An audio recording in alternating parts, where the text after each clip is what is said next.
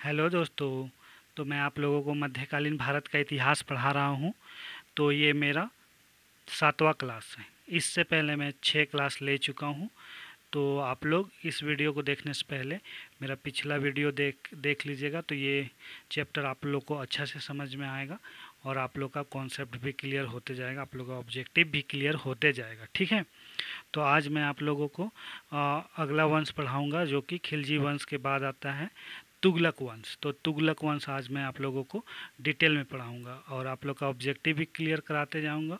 और ये बहुत इंटरेस्टिंग चैप्टर है, कहानी जैसा, काफ़ी ज़्यादा अच्छा लगे। ये चैप्टर तो हमको याद है, लेकिन आप लोगों को मैं बहुत अच्छा से समझाने का कोशिश करूँगा और आप लोगों को बहुत मज़ा आने वाला है। ठीक है। पिछला पिछला क्लास में एक थोड़ा सा मिस्टेक हो गया था, तो उसको चलिए सुधार करते हैं।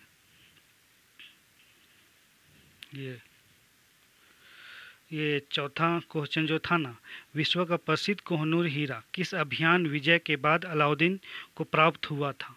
तो ऑप्शन था तेलंगाना विजय, रणथंभौर विजय, चित्तौड़ विजय, गुजरात विजय। तो इसका ऑप्शन में क्या आंसर होगा? तेलंगाना विजय में मिला था कोहनूर हीरा। ठीक है। तो आप लोग देख लीजिएगा, पिछला वीडियो में करेक्ट कर लीजिएगा। ठीक है। इसको हम पहले टिक नहीं था, लेकिन इसको टिक किए तो उसके बाद पढ़ा रहे थे तो वही समय लाइट चला गया, तो जिसके चलते ये पेन से टिक हो गया। तो फिर से नया से रिकॉर्ड कर रहे हैं। ठीक है। अब आगे पढ़ते हैं, चलिए अब आगे देखते हैं। तुगलक वंश को चलिए पढ़ते हैं। जो तुगलक वंश था, ये कब से कब तक चला था? 1320 ईस्वी से लेके 1414 ईस्वी तक चला था। ठीक है। और टोटल कितना ईयर्स तक ये चला था? 94 ईयर्स, 94 साल तक, 94 ईयर्स तक। ठीक है। काफ़ी लंबा चला था। तो इसमें काफ़ी अच्छे अच्छे राजा आए थे, जहाँ से ऑब्जेक्टिव आता है एग्ज़ाम में। तो इसीलिए ये दो पार्ट में ये वीडियो आएगा। ठीक है। ये 7वां का पहला है। तो आप लोग का एक दूसरा चैप्टर भी आएगा जो पूरा कंप्लीट हो जाएगा फिर तुगलक वंश। ठीक है। तो आगे देखते हैं। तो इसमें पहला राजा कौन आता है? गियासुद्दीन तुगलक। ठीक है। वो 1320 ईस्वी से लेकर 1325 ईस्वी तक काम करता है। ठीक है। उसके बाद क्या क्या होता है इसमें, इसमें गियासुद्दीन क्या क्या सुधार लाता है, क्या क्या परिवर्तन करता है, तो उसी चीज़ को यहाँ देखेंगे। ठीक है। चलिए आगे देखते हैं। यह तुगलक वंश का संस्थापक था। कौन? गियासुद्दीन तुगलक। तुगलक वंश का संस्थापक कौन था? गियासुद्दीन तुगलक। इसका वास्तविक नाम क्या था? गाजी मलिक। क्या था? गाजी मलिक। गाजी का अर्थ क्या होता है? गाजी का अर्थ क्या होता है? काफिरों का वध करने वाला। देखिए, काफिरों का वध करने वाला मतलब काफिर किसको बोलते थे? जो मुसलमान नहीं रहता था वो लोगों को काफिर बोलता था। तो ये काफिर लोगों का वध करने वाला बोला जाता था इसको, गियासुद्दीन तुगलक को। अब इसका जन्म जन्म से गियासुद्दीन तुगलक जो था ना, वो भारतीय था। ये तुर्क मुसलमान नहीं था, ये भारतीय था। ठीक है। और उसकी माता क्या थी? जाट थी। जाट, जाट मतलब पंजाब में जाट लोग रहता है, तो उसकी माता जाट थी। ठीक है। उसके समय में देखिए, उसके समय में मंगोलों का कुल 29 बार आक्रमण हुआ था। ये भी आई है। ठीक है। बहुत इंपॉर्टेंट है। 29 बार आक्रमण हुआ था। किसके समय? गियासुद्दीन तुगलक के समय। किसका? मंगोलों का, है ना। लेकिन उस सारा आक्रमण को असफल कर दिया था कौन? गियासुद्दीन तुगलक। इसी कारण इसी कारण उसे मलिक उल गाजी भी कहा जाता है। क्या कहा जाता है? मलिक उल गाजी के नाम से भी जाना जाता है और वो प्रसिद्ध भी था ये नाम से। ठीक है। तो हम लोग एक बार मैप भी देख लेते हैं कहाँ पे मंगोल है। तो आप लोग को मंगोलिया कहाँ पे है? पिछले क्लास में आप लोग को बोले थे गूगल में देख लीजिए, चाइना वॉल को देख लीजिए। तो चलिए देखते हैं मैप में। देखिए, ये भारत है। ठीक है। ये चाइना है और ये रसिया, रूस है, और यहाँ पे बीच में ये मंगोलिया है। ठीक है। लोकेशन देख लीजिए। तो आप लोग को बार बार मैप देखते रहना चाहिए, जिससे कि आप लोग को मिस्टेक ना हो। कहे कि बार बार नहीं देखिएगा तो कभी कभी मिस हो जाता है। ठीक है। यहाँ पे मध्य एशिया है, यहाँ पे देखिए, यहाँ पे यूरोप है, यहाँ पे अफ्रीका है। तो इस तरह से आपको देखते रहना चाहिए। ऑस्ट्रेलिया यहाँ पे है, तो आप लोग का क्लियर रहेगा। ठीक है ना। तो और बोले थे चाइना वॉल का लंबाई कितना है, गूगल में देख लीजिए। तो चाइना वॉल का लंबाई कितना है? 21,196 किलोमीटर लंबा। कितना ज़्यादा लंबा, ठीक है। कितना लंबा है देखिए आप लोग। और इसका जो ऊंचाई है वो लगभग 25 से 30 मीटर होगा ऊंचाई। और चौड़ाई इतना चौड़ा है कि उस पर बस या कार भी चल सकता है। तो इस तरह से मंगोल वाला लोग का हमला से बचने के लिए चाइना चाइना का जो राजा था वो चाइना वॉल बना दिया था, और ये काफ़ी लंबा चौड़ा है। और उस वॉल से पार करना काफ़ी मुश्किल था। कोई भी अगर आक्रमण करना चाहता तो वॉल से कैसे पार करता, ऊपर में पूरा सेना तैनात था और वो हमला कर देते, तो इस तरह से उन लोग का हमला विफल हो जाता था। तो ये वॉल बहुत ही कारगर सिद्ध हुआ। ठीक है, अब आगे देखते हैं, इसको हटाते हैं मैप को। तो अलाउद्दीन खिलजी का सैन्य व्यवस्था को प्रभावशाली ढंग से लागू किया। प्रभावशाली ढंग से कौन लागू किया? गयासुद्दीन तुगलक। ठीक है, क्या था अलाउद्दीन खिलजी का सैन्य व्यवस्था? घोड़े में दाग की प्रथा, मतलब घोड़े का जो स्किन था उसमें रॉयल चिन्ह लगा देता था, जिससे कि पता चलता था कि ये राजा का सैन्य सैन्य संस्था का है, या फिर ये राजा का घोड़ा, ऐसा पता चलता था। जैसे कि फर्जी घोड़ा सम्मिलित नहीं होता था युद्ध में। ठीक, और सिर्फ जो जो शाही घोड़ा था वही सिर्फ सम्मिलित होता था। ठीक है, राजा का कार्यों में या युद्ध में। और सैनिक लोग का हुलिया लिखने का या फिर चेहरा चेहरा का जो कैसा है चेहरा, गोरा है, काला है, आदमी लंबा है, चौड़ा है, कितना वजन का है इसका, जैसे ब्लड ग्रुप क्या, अभी जैसे ब्लड ग्रुप लेता है सैनिक लोग का, पूरा डिटेल, कौन गांव घर का पूरा, तो वो सब का भी व्यवस्था किया था। अलाउद्दीन खिलजी किया था, लेकिन उसको प्रभावी ढंग से गयासुद्दीन तुगलक भी चलाया, ताकि फर्जी लोग सेना में नहीं आ सके। ठीक है, अब अगला पॉइंट ये भी आई है। इसके समय में डाक व्यवस्था मतलब चिट्ठी पत्राचार बहुत अच्छा हो गया, बहुत अच्छा हो गया। 4 दिन में ही देवगिरी यहाँ पे है और दिल्ली यहाँ पे है, अभी आप लोग को मैप में दिखाएंगे। तो वहाँ 4 दिनों में ही डाकिये या हरकारे देवगिरी से दिल्ली समाचार पहुँचा देते थे। समझ रहे हैं, यहाँ पे देवगिरी है तो यहाँ पे दिल्ली, तो 4 दिन में पहुँचा देते थे। ठीक है, और डाक प्रणाली का पूर्णतः व्यवस्थित करने का श्रेय किसको जाता है? गयासुद्दीन तुगलक को जाता है। ठीक है, आप लोग को मैप में दिखा देते, भारत का मैप अभी हम ड्रॉ किए हैं। देखिए, दिल्ली है और देवगिरी, इसके बीच का दूरी कितना है? 1127 किलोमीटर, 1127.4, मतलब 1127.4 किलोमीटर दूरी है। लेकिन सिर्फ 4 दिन में ही देवगिरी से दिल्ली समाचार पत्र पहुंचा देते थे डाकिया हरकारे। तो काफ़ी अच्छा हो गया था पत्रचार व्यवस्था गयासुद्दीन तुगलक के समय। ठीक है, अब आगे देखते हैं। ये देख लिए थे, अब आगे जाते हैं। इसने कठोर और अधिक उदारता के बदले, जैसे कठोर और अधिक उदारता के बदले मध्यवर्ती नीति अपनाई अपने शासन में, जिसे रस्म मियाना या तारीख एतदाल कहते हैं, जिसे में रस्म मियाना या तारीख एतदाल कहते हैं। मतलब ना कठोर, बहुत ज़्यादा कठोर शासन किया, ना ही बहुत ज़्यादा उदार शासन किया। दोनों का मिला जुला रूप को वो अपने शासन में इस्तेमाल किया गयासुद्दीन तुगलक। ठीक है, अब देखिए, गयासुद्दीन तुगलक नहरों का सबसे पहले कृत्रिम रूप से निर्माण किया। कृत्रिम रूप से सबसे पहले निर्माण कराने का श्रेय नहरों का किसको जाता है? गयासुद्दीन तुगलक की। ये बहुत VVI है। ठीक है, ये पूछता है। फिर बाद में कौन कौन नहर में काम किया था? मोहम्मद बिन तुगलक भी किए थे और फिरोज शाह तुगलक भी किए थे। ठीक है, सिंचाई व्यवस्था में काम किए थे, नहर में काम किए थे। ठीक है, यह तुर्क मुसलमान था। ये क्या था? ये तुर्क मुसलमान था। इसके द्वारा स्थापित तुगलक वंश अंतिम तुर्क वंश था। समझ में आया? जैसे कि गुलाम वंश भी तुर्क वंश था, और फिर खिलजी वंश भी तुर्क वंश था, और ये तुगलक वंश भी तुर्क वंश था। ठीक है, जैसे यहाँ पे लिख दिया, गुलाम वंश, खिलजी वंश और तुगलक वंश, ये तुर्क मुसलमान थे। ये क्या थे? तुर्क मुसलमान थे। ठीक है, इसने दिल्ली के निकट तुगलकाबाद का शहर का स्थापना किया। दिल्ली के निकट तुगलकाबाद शहर का स्थापना किया। ठीक है, यह 1324 ईस्वी से 1325 ईस्वी में बंगाल विजय के अभियान में निकला। ठीक है, और बंगाल, बिहार को जीतते हुए वापस दिल्ली लौट रहा था। समझ रहे हैं? लौट रहा था बंगाल बिहार को जीतते हुए। और अगला वीवीआई पॉइंट क्या है, उसने दिल्ली के प्रसिद्ध सूफी संत, क्या सूफी संत निजामुद्दीन औलिया है ना, उसको 5 लाख लौटाने को कहा था। काहे 5 लाख लौटाने को कहा था? क्यों? क्योंकि उसको धार्मिक अनुदान में दिया गया था वो पैसा।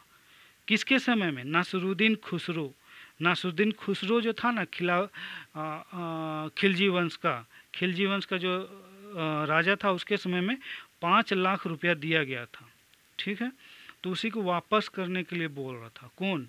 गियासुद्दीन तुगलक बोल रहा था वापस करिए। लेकिन जो निजामुद्दीन औलिया जो संत थे ना, वो मना कर देता है, मैं नहीं दूंगा। ठीक है, इससे सुल्तान और संत में काफ़ी मनमुटाव हो जाता है, टक्कर हो जाता है, एक दूसरे से को वो लोग पसंद नहीं करने लग जाते हैं। ठीक है, तो इसके चलते क्या करता है, बंगाल अभियान पूरा होने के बाद गियासुद्दीन तुगलक ने निजामुद्दीन औलिया को संदेश भेजा कि मेरे राजधानी प्रवेश करने से पूर्व आप दिल्ली को छोड़ दीजिए, ऐसा बोलता है। लेकिन संत का उत्तर क्या था? संत निजामुद्दीन औलिया क्या बोलता है? दिल्ली अभी दूर है राजा, दिल्ली अभी दूर है सुल्तान जी, ऐसा बोलते हैं। ये कोटेशन का बहुत ज़्यादा उपयोग करता है मेरे गांव वाले लोग। कोई भी मुश्किल काम को बोलिएगा कि मैं करना चाहता हूँ, तो लोग कोई भी ऐसा बोलेगा, कोई भी बोलेगा कि हम ऐसा कर लेंगे, तो झट से ही बोलेगा दिल्ली अभी दूर है। एक तरह का ये क्या बोलिएगा, कटाक्ष है। हनुज, और इसका जो तुर्की या अरबी क्या भाषा है, उसमें क्या बोला जाता है? हनुज दिल्ली दूरस्त, मतलब कि दिल्ली अभी दूर है राजा जी, ऐसा बोलता है संत। अब आगे देखते हैं।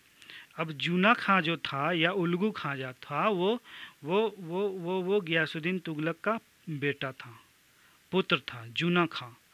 इसको विश्व का खान भी बोला जाता है। ठीक है, और यही बाद में मोहम्मद बिन तुगलक भी बनता है। ठीक है, बाद में। और ये किसका पुत्र रहता है? गियासुद्दीन तुगलक का पुत्र रहता है। ठीक है, वो जब लौट के आ रहा था बंगाल विजय कर करके गियासुद्दीन तुगलक, तो उसके स्वागत में एक लकड़ी का भव्य महल बनवाता है। क्या? भव्य महल बनवाता है। ठीक है, गियासुद्दीन तुगलक महल में बैठता है, भव्य महल बनाता है मोहम्मद बिन तुगलक या जूना खां, तो उसमें बैठता है गियासुद्दीन तुगलक। लेकिन समारोह के दौरान ही महल के ऊपर से एक लकड़ी गिर जाता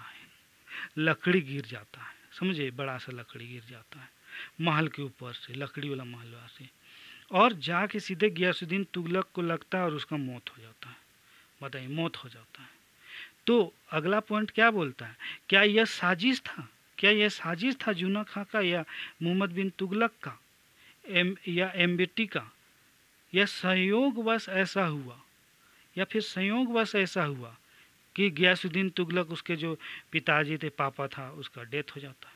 आप लोगों को क्या लगता है, ये संयोगवश हुआ या साजिश था जूना खां या मोहम्मद बिन तुगलक का? हमको तो लगता है साजिश ही था। कमेंट करके बताइएगा आप लोग। ठीक है, अब अगला पॉइंट देखिए। तेलंगाना विजय के बाद वारंगल का नाम सुल्तानपुर रखा गया। ठीक है, वारंगल का नाम क्या रखा गया? सुल्तानपुर रखा गया। ठीक है, अब ये राजा का खेल यहाँ पे ख़त्म हो जाता है, गियासुद्दीन तुगलक का। अब उसका बेटा आएगा, उसका बेटा कौन आएगा? मोहम्मद बिन तुगलक आएगा। ठीक है, अब वो अगला राजा बनता है। कब से कब तक? 1325 ईस्वी से 1351 ईस्वी। काफ़ी लंबा काम किया, 26 साल तक, 26 ईयर तक काम किया। तो देखिए, ये मैप को इसलिए समझा है कि ये इसको ना काफ़ी मूर्ख और बुद्धिमान मूर्ख शासक बोला जाता था। काफ़ी बुद्धिमान भी था और मूर्ख भी था, ये दोनों का कॉम्बिनेशन था, ये ऐसा बोला जाता है। ये काफ़ी चर्चित राजा है दिल्ली सल्तनत का। तो इसीलिए हम इसको मैप में भी समझाने की कोशिश की कि यह क्या क्या किया था। जैसे दिल्ली का जो उसका राजधानी था ना, दिल्ली सल्तनत का, उसको उठा के देवगिरी ले गया था, जिसके चलते इसको बहुत खामियाजा भुगतना पड़ता है। कितना दूरी था? 1127 किलोमीटर लगभग। ठीक है, दिल्ली से देवगिरी का दूरी। अब आगे देखते हैं। वास्तविक नाम मोहम्मद बिन तुगलक का क्या था? जूना खां। क्या था? जूना खां। लेकिन बाद में मोहम्मद बिन तुगलक के नाम से 1325 ईस्वी में वो गद्दी में बैठता है। ठीक है, जूना खां नाम रहता है, लेकिन बाद में मोहम्मद बिन तुगलक के नाम से वो गद्दी में बैठता है 1325 ईस्वी में। वो मुक्त हस्त से और उपाधियाँ, मुक्त हस्त से धन और उपाधियाँ एवं जागीरें प्रदान करते हुए निर्विरोध शासक बनता। निर्विरोध, उसका कोई निर्विरोध नहीं करता है। क्या कि धन लुटाता है, किसी किसी को पोस्ट देता है, जागीरें जमीन उमीन देता है, तो कोई उसका विरोध नहीं करता और वो शासक बन जाता है। ऐसे भी वो राजा का बेटा रहता है, पुत्र रहता है। ठीक है, और बंद हाथ, तो ऐसे धन उठाया और उसे बंद हाथ से नहीं दिया, बल्कि धन उठाया उसे खुला हाथ से, ऐसा करके खुला, मतलब कोई काउंट वाउंट नहीं, पूरा ओपन हैंड से वो देता है, और जिसके चलते लोग उससे प्रभावित होते हैं और उसका कोई विरोध नहीं करता। वो बुद्धिमान और मूर्ख शासक का कॉम्बिनेशन था। बुद्धिमान और मूर्ख शासक का कॉम्बिनेशन था, मिश्रण था, ऐसा बोला जाता है। अब आगे देखते हैं। दिल्ली सल्तनत में सभी सुल्तानों में अधिक पढ़ा लिखा हुआ था। ये अधिक पढ़ा लिखा हुआ था, समझे, काफ़ी पढ़ा लिखा आदमी। और जो 100 से 200 साल पहले भविष्य, जो 100 से 200 साल पहले भविष्य का जो बात था ना, उसको वर्तमान में लागू करना चाहता था और लागू किया भी, जिसके चलते इसको बहुत खामियाजा भुगतना पड़ा। अब आगे देखते हैं, मतलब क्या कोशिश की, अगर उसमें सफल हो जाता तो महान शासक बनता, लेकिन ये असफल हो गया, इसीलिए इसको आदमी लोग गलत बोल रहा है और गलत बोलता है इतिहासकार लोग भी। अब आगे देखते हैं, अगर सफल हो जाता तो इसी की बड़ाई करता। अब आगे देखते हैं, मतलब इसका भाग्य साथ नहीं दिया। आगे देखते हैं, उसने कुल 5 अभियान किए। कितने? 5 अभियान किए, 5 अभियान किए या फिर योजना लागू किए, लेकिन वो सभी असफल हो गए। देखिए, सभी असफल हो गए, इसीलिए इसको अभागा सुल्तान बोला जाता है। क्या बोला जाता है? अभागा सुल्तान बोला जाता है। इसका भाग्य ने कभी साथ नहीं दिया, जो सोचा उसमें असफल हो गया। क्या क्या योजना था या अभियान था? देखते हैं। कर वृद्धि, अपने साम्राज्य में कर वृद्धि किया। जैसे क्या क्या किया उसको देखते हैं, इसमें पॉइंट पॉइंट है। जैसे अलाउद्दीन खिलजी ने संपूर्ण साम्राज्य, अलाउद्दीन खिलजी जो था, खिलजी वंश का पूरा साम्राज्य में ही 1/2 कर लागू कर दिया, मतलब 50% कर लागू कर दिया। लेकिन मोहम्मद बिन तुगलक ने क्या किया कि केवल दोआब क्षेत्र मतलब नदी जो बहता है उसके आसपास का जो क्षेत्र था काफ़ी उपजाऊ था, तो उसी में बस वो 50% वह 1/2 कर लागू करता है। ये बहुत इंपॉर्टेंट है, ठीक है, इसको VVI कर देते हैं, देखिएगा इसको आप लोग। और ऐसा लागू करता है। लेकिन इससे पहले ना गियासुद्दीन तुगलक 1/5 और 1/3 कर लागू किया था। गियासुद्दीन तुगलक मतलब मोहम्मद बिन तुगलक के पिताजी। अब आगे देखते हैं, यह अभागा था, बोले थे ना अभागा था मोहम्मद बिन तुगलक। कर लागू किया और वही समय अकाल आ गया। बताइए, वही समय अकाल आ गया प्रकृति में, और साथ ही साथ वहाँ प्लेग भी बढ़ गया। प्लेग पूरा महामारी फैल गया, पूरा महामारी फैल गया, तो उससे आदमी का डेथ भी होने लगा, अकाल भी हुआ, अनाज भी नहीं पैदा हुआ। और क्या करता है? अब अगला पॉइंट देखिए, इसने मजबूती से कर वसूल कर रहा, मजबूती से कर वसूल कर रहा, जिसके कारण कर और टैक्स वृद्धि इतना ज़्यादा बढ़ाया हुआ था, और ऊपर से अकाल भी आया और मजबूती से कर वसूल कर रहा था, जिसके कारण क्या हुआ? यह असफल हो गया, यह प्रयोग असफल हो गया। अब उपजेगा अनाज तभी ना कोई कर देगा, और वहाँ पे प्लेग भी फैला हुआ था, अकाल भी हुआ है, आदमी भी मर रहा है, अनाज भी नहीं हुआ, तो असफल हो गया। ये योजना उसका असफल हो गया। अब दूसरा क्या क्या योजना लाता है या फिर अभियान या योजना लाता है? देखिए, राजधानी परिवर्तन करता है। बोले ना, दिल्ली से देवगिरी स्थानांतरित करता है। क्यों करता है? अब देखते हैं क्यों करता है। ये देखिए, दिल्ली है ना, तो देवगिरी ले आता है अपना राजधानी। क्यों ऐसा करता है? अब आगे देखते हैं। मोहम्मद बिन तुगलक ने 1327 ईस्वी में दिल्ली से देवगिरी या दौलताबाद अपना राजधानी परिवर्तन किया। ठीक है, ये VVI है, आता है, पूछेगा, देखिएगा, ध्यान दीजिएगा। बर्नी ने इतिहासकार के अनुसार, यदि बर्नी जो इतिहासकार था वो बोलता है, यदि साम्राज्य का राजधानी भारत देश के केंद्र में रहेगा, अगर केंद्र में रहेगा, पूरा देश के अगर केंद्र में रहेगा, तो वहाँ शासन चलाना आसान होगा। साथ ही जो मंगोल वाला लोग हमला करता था, मंगोल वाला लोग बार बार हमला करता था, तो उससे भी बचा जा सकता था। मंगोल वाला लोग जो हमला करता था उससे बचा जा सकता था, बर्नी इतिहासकार बोलता है। ठीक है। अब मोरक्को का एक यात्री था, बहुत बहुत ज़्यादा प्रचलित, इब्न बतूता। इसी ने सुल्तान के समय, मतलब यही सुल्तान के समय भारत आया था। कहाँ से? मोरक्को से आया था, भारत आया था, दिल्ली सल्तनत साम्राज्य में आया था। ठीक है। मोहम्मद बिन तुगलक के समय इब्न बतूता जो मोरक्को का था, उसके अनुसार जब मोहम्मद बिन तुगलक, MBT मतलब मोहम्मद बिन तुगलक, मोहम्मद बिन तुगलक दिल्ली में सुल्तान बन के आया था दिल्ली में, तो वहाँ के जो अमीर लोग थे ना, वो मोहम्मद बिन तुगलक को ना भद्दी भद्दी गालियाँ, क्या भद्दी भद्दी गालियाँ देते थे। मतलब भद्दी भद्दी गालियाँ चिट्ठी में लिख के भेजते थे, गालियाँ लिख के पत्र में भेजते थे, भेजा करते थे। इससे मोहम्मद बिन तुगलक परेशान हो गया और दिल्ली से देवगिरी राजधानी स्थानांतरित कर दिया। मतलब इसे काफ़ी परेशान हुआ और दिल्ली को देवगिरी ले गया। ठीक है। दिल्ली से राजधानी को देवगिरी स्थानांतरित कर दिया। ठीक है। मोहम्मद बिन तुगलक ने दिल्ली की सारी जनता को भी, अब देखिए, अब सारी जनता को भी देवगिरी जाने के लिए कहा। समझ रहे?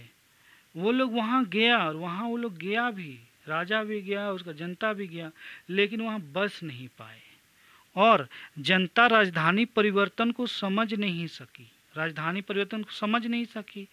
तो इस प्रकार से राजा पूर्ण नियंत्रण नहीं रख सका साम्राज्य में। अब जनता साथ ही नहीं दे रहा है तो कैसे रखेगा, है ना? तो इससे नियंत्रण रखना साम्राज्य में राजा के लिए असंभव हो गया और अंततः क्या होगा? यह योजना असफल होगा, ये योजना भी असफल हो गया, राजधानी परिवर्तन का भी योजना असफल हो गया। तो इसका मेन ऑब्जेक्टिव क्या था? राजधानी परिवर्तन का या मेन उद्देश्य या मेन ऑब्जेक्टिव क्या था? केंद्र में राजधानी रहे और पूर्ण नियंत्रण रहे, और मंगोल वाला जो हमला करता, दिल्ली तो किनारे था तो वहाँ पे हमला इजीली हो जाता। अगर देवगिरी रहता, काफ़ी लंबाई चौड़ाई काफ़ी दूर है, तो मतलब दिल्ली से देवगिरी काफ़ी दूर है, तो मंगोल वाले लोग यहाँ तक आने में काफ़ी लंबा रास्ता तय करता, तो इस तरह से आक्रमण होने का चांस बहुत कम हो जाता। तो यही ये ऑब्जेक्टिव है। देख लीजिएगा, इसको पोज करके पढ़ भी लीजिएगा, समझ भी लीजिएगा पीछे कर करके। अब आगे देखते हैं सांकेतिक मुद्रा। तीसरा क्या चला है? सांकेतिक मुद्रा। वर्तमान में सभी मुद्रा, जैसे सांकेतिक मुद्रा क्या होता है उसी के बारे में बता रहे हैं। वर्तमान में सभी मुद्रा, जितने भी मुद्रा है या अधिक से अधिक मुद्रा क्या है? सांकेतिक होता है। सांकेतिक, इसका अर्थ क्या होता है? वे अपने मूल्य से कम वैल्यू या कम महत्व के होते हैं। अपने मूल्य से कम वैल्यू या कम महत्व के होते हैं। एग्जाम्पल जैसे 500 का नोट, 500 का नोट आप लोग लीजिए और उसको फाड़ दीजिए। एग्जाम्पल बोल रहे हैं, उसको फाड़ दीजिए और उसको जाके आप दुकान में दीजिए या फिर कोई शॉप में दीजिए या फिर उसको बेचने का कोशिश करिए। क्या वो 500 रुपया वापस ले आ पाएगा? वो कागज़ का टुकड़ा, उसको फाड़ दे तो कागज़ का टुकड़ा हो गया, वो पैसा नहीं रह गया, या फिर रुपया नहीं रहेगा, 500 रुपया। तो एक तरह सांकेतिक रुपया है, मतलब जो वो ओरिजिनल पूरा कंप्लीट रहेगा तो उसका वैल्यू 500 का है, लेकिन उसको फाड़ दीजिएगा तो उसका वैल्यू इतना घट जाएगा कि उसको कोई क्या बोलेगा, खरीदना ही नहीं चाहेगा, बेकार हो गया। ऐसा प्रयोग करने वाला भारत में पहला शासक कौन था? मोहम्मद बिन तुगलक था। समझ रहे? ये भी आई है। ठीक है। अब देखिए, सोना चांदी के घटते भंडार के, क्यों ऐसा किया था? सोना चांदी के घटते भंडार के कारण, इसको वापस ले लिया। मतलब जो सांकेतिक मुद्रा था उसको वापस ले लिया और इन सिक्कों के बदले क्या जारी किया? पीतल और तांबे का सिक्का। पहले सोना चांदी का सिक्का चल रहा था साम्राज्य में, लेकिन बहुत शाही खजाना में सोना और चांदी घट रहा था, इसीलिए उसको वापस ले लिया। उसके बदले में पीतल और तांबे का सिक्का जारी किया, मतलब सांकेतिक मुद्रा जारी किया। तो इससे क्या होता है, क्या घटना घटता देखते हैं। बाजार में लोग सांकेतिक मुद्रा का नकल करने लगे, उसी के जैसा हूबहू सिक्का बनाने लगे और स्वयं का निर्मित सिक्का अपने पास रखने लगे और बनाने भी लगे। अब इससे क्या होगा? बहुत खराब होगा। इस कारण नकली और डुप्लीकेट सिक्का बहुत अधिक हो गया, साम्राज्य में हो गया, बाजार में बहुत अधिक हो गया। बाजार में सिक्का ही सिक्का था, समझ रहे, हर आदमी अपना ढाल ले रहा था, मिला जुला मतलब मिलता जुलता। वस्तुओं के दाम इससे बहुत ज़्यादा बढ़ गए, बाजार ना पूरी तरह से धराशायी होके गिर गया। तो अब इससे क्या होगा, राजा को एक्शन लेना होगा, सुल्तान को। और सुल्तान क्या करता है, सुल्तान क्या सांकेतिक मुद्रा को वापस ले लेता। सभी जनता ने जब वापस किया वो सांकेतिक मुद्रा को, तो सुल्तान ने जितना सांकेतिक मुद्रा जारी किया था ना, मान लीजिए 1 ट्रक किया था सांकेतिक मुद्रा जारी, अब उसके पास 6 या 10 ट्रक वापस आ रहा है। मतलब इतना वो लोग नकली बना लिया था, एग्जाम्पल बोल रहे, लेकिन बहुत ज़्यादा वापस आता है, दुगना से दुगना इस टाइप का, कई गुना, देखिए कई गुना वापस आए सांकेतिक मुद्रा। अब बताइए, सुल्तान ने नकली सिक्कों को अपने पास रखा, नकली सिक्कों का, और इनका बहुत बड़ा अंबार लग गया सुल्तान के पास। और जो असली सांकेतिक मुद्रा थे उसके बदले में सुल्तान ने चांदी, सोना चांदी का सिक्के दिया, जो असली था, जो राजा या शाही टकसाला से बना था, उसके बदले में राजा ने सोने और चांदी के सिक्के दिए। इस कारण सुल्तान के खजाने में सोने चांदी मतलब इस कारण से सुल्तान के खजाना में जो सोने चांदी भरे हुए थे तो वो अब खाली होने लगे, ठीक है, धीरे धीरे वो समाप्त हो गए, खाली हो गए। सांकेतिक मुद्रा का सबसे पहले विश्व में कौन जारी किया था, चीन देश जारी किया था, चीन देश, तो ये VVI है, चीन देश किया था सांकेतिक मुद्रा को जारी सबसे पहले, ठीक है। ये योजना भी विफल हो गया, देखिए 3 योजना तो उसका विफल हो गया। अब चौथा योजना का होता है, देखते हैं, खुशासन अभियान। यह क्षेत्र मध्य एशिया में है, ठीक है, ये मध्य एशिया में है ये खुशासन क्षेत्र, और वहाँ उसमें अशांति और व्यवस्था छाई हुई थी खुशासन में। तो क्या करता है, और एक पॉइंट आता है क्या, और उसमें मंगोल आक्रमणकारी जो लोग थे ना, जो बहुत आक्रमण करता था, वो लोग धीरे धीरे समाप्त हो गए थे, धीरे धीरे ख़त्म हो गए थे। तो मोहम्मद बिन तुगलक इसका फ़ायदा उठाना चाहता और खुद शासन में कंट्रोल करना चाहता, वहाँ अटैक करके अपना साम्राज्य कायम करना चाहता, खुद शासन में आक्रमण करना चाहता है। तो इसीलिए वो प्लानिंग करता है, योजना बनाता है।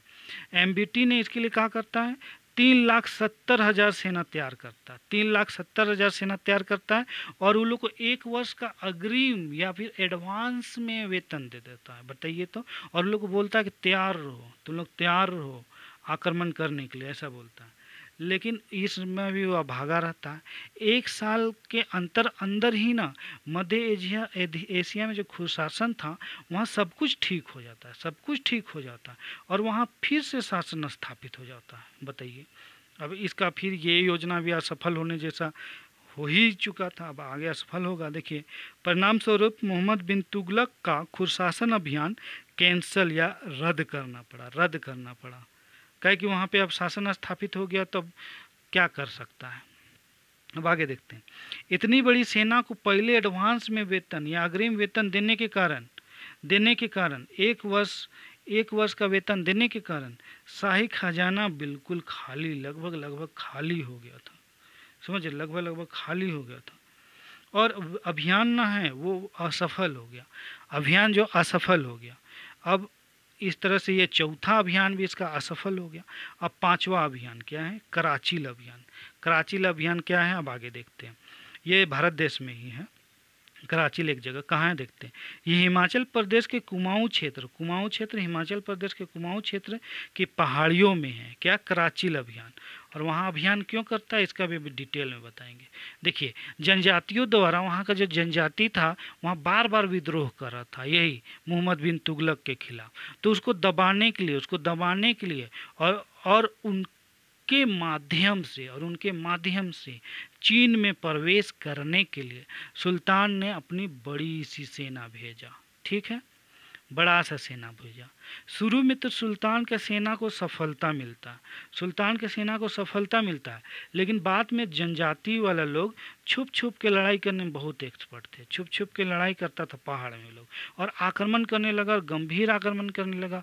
शाही सेना को इससे बहुत ज़्यादा गंभीर क्षति हुई और अंततः वो लोग हार गए, समझ रहे, हरा दिया लोग छुप के हमला कर करके, आक्रमण कर करके। अब आगे देखते हैं।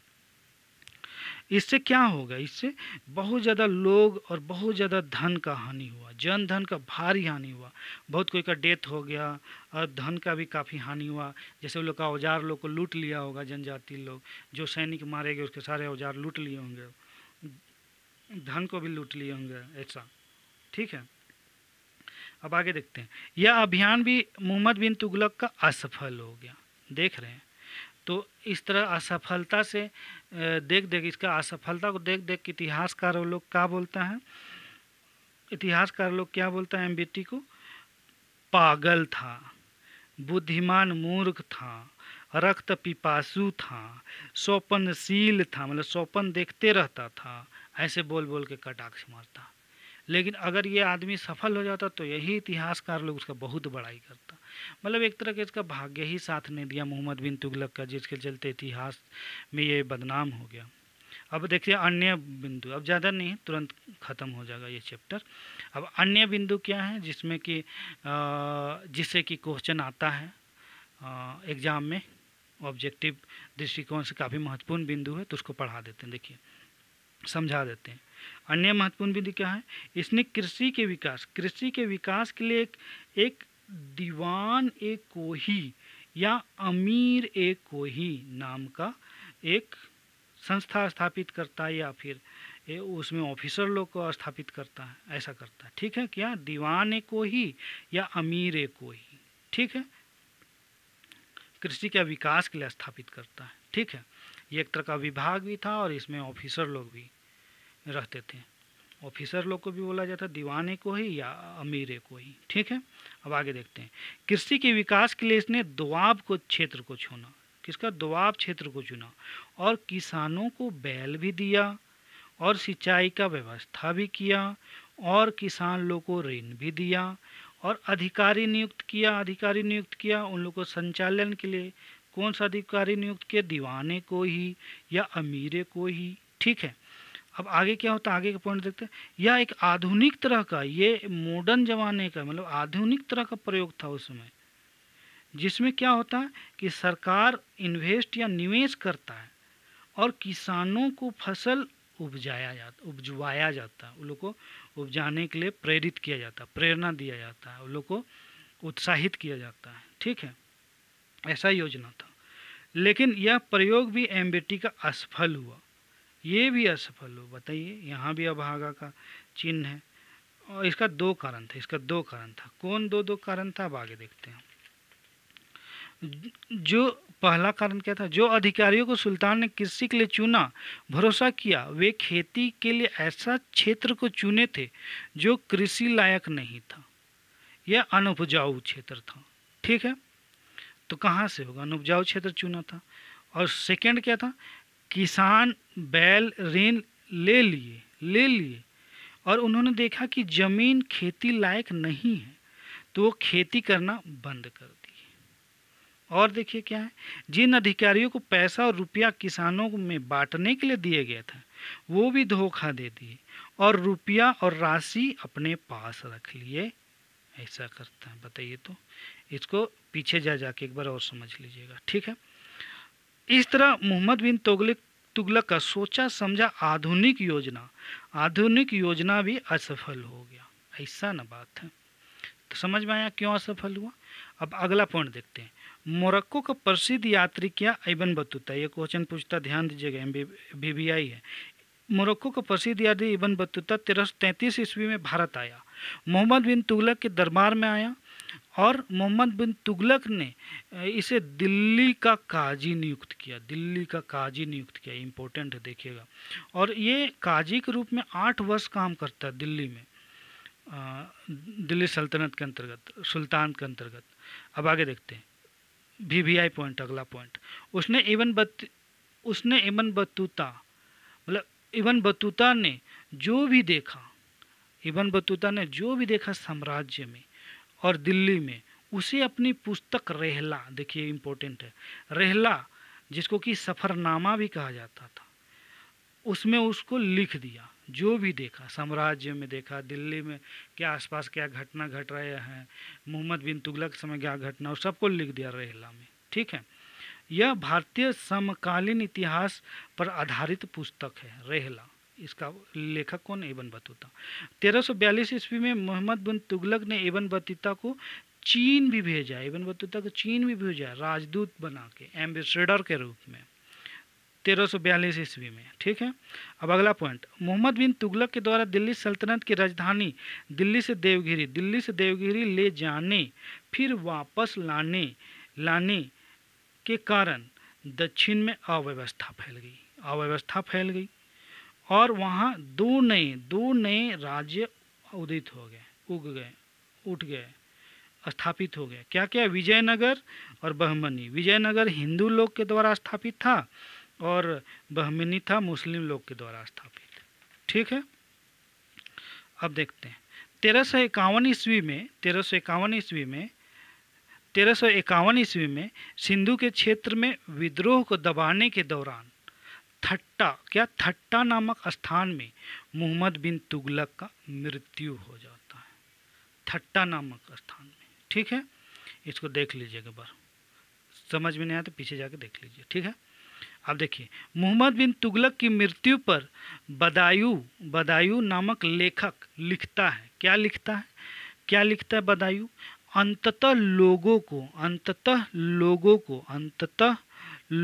को उससे, मतलब मोहम्मद बिन तुगलक से, और उसे मुहम्मद बिन तुगलक को लोगों से मुक्ति मिल गई। एक बार और देखिए, अंततः लोगों को उससे और उसे लोगों से मुक्ति मिल गई, ऐसा बोलता है।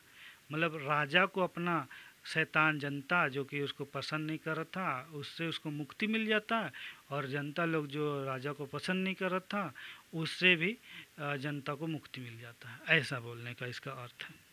बस यहाँ पे समाप्त हो रहा है। अब क्वेश्चन आंसर है, जल्दी जल्दी देखते हैं। ठीक है। पढ़ेंगे और 5 काउंट करेंगे, आप लोग उसको जवाब देने का कोशिश करिएगा और कमेंट में बताइएगा कितना सही हुआ। ठीक है।